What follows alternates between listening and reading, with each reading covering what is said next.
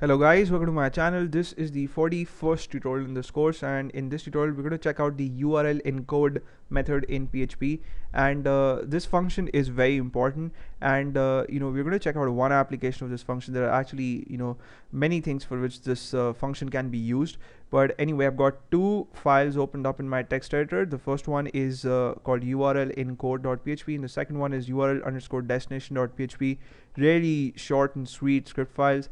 And on the line number 6 in the first script file, which is URL encode.php, I have the opening PHP tag. On line number 8 I have the closing PHP tag, and in between these two tags I have created a variable called hobbies, and this has the text reading space and space playing space guitar. So it has these words in it, and if you notice, I have an ampersand symbol in this text value, right? So if you guys remember from the last tutorial, we saw that if we want to pass in multiple values in the query string, then we use the ampersand as a separator between the values that are passed. So in this case, even though we are interested in just outputting the contents of the variable hobbies over here, we actually have the ampersand symbol here. So at the destination page, PHP is going to say, okay, this should be the first value that I have to put in the get super global, and this has to be the second value.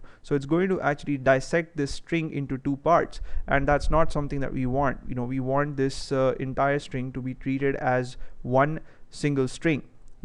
So the way we're going to get around this problem is by using the URL encode function. And what this function does is it actually replaces this ampersand symbol with something that does not have a special meaning for PHP when it fetches values from the query string, right? And I hope I'm making sense here.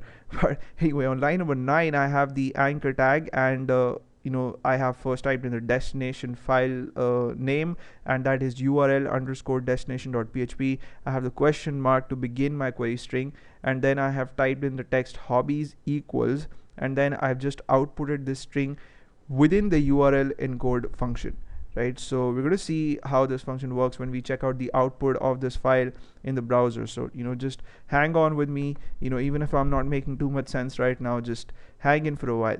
And over here in this file I'm not doing much. I'm basically just outputting the hobby by using the key hobbies here within the get super global. And the reason why I've used hobbies here is because hobbies is what I've typed here in the query string.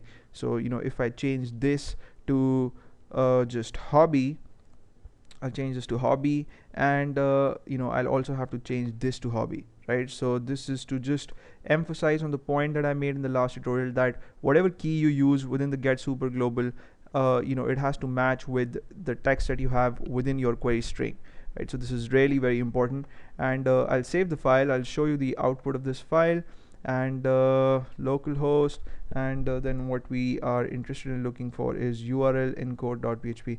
So I'll type in URL encode.php, and we see this link to go to the destination page, and when I click on it I see hobbies, reading and playing guitar, right? So this text was displayed, but I want you to pay attention to what happened in the URL bar of the browser. So in the last tutorial we saw that the values were passed, and there was nothing fancy in there, but over here we see that we first see reading, and then we see the addition symbol, and then %26. So this is something that the URL encode function has done for us. It has replaced the ampersand with something that is an HTML substitute for it. So this was passed instead of the ampersand symbol, so that at the destination page PHP didn't get confused about whether it had to split these two strings, this string into two parts, or whether it had to use it as one string. And then it has just displayed the rest of the text, which is playing guitar, right? So %26 is a substitute for the ampersand symbol, and likewise there are a lot of characters that cannot be passed in just the way we pass in other characters, like alphabets and numbers. And for all those characters, URL encode is a function that we must use, and when you use this function, as I said, it replaces those characters about which PHP is sensitive with the substitutes, and then at the destination page it again translates back to whatever text that was originally present in the query string. Right, so that's what the URL encode function does, and I hope you guys had fun watching this tutorial. I'm going to see you in the next one, in which we'll continue our discussion on passing values from scripts to other scripts, and you may subscribe to my channel if you haven't already. See you in the next video. Till then, take care.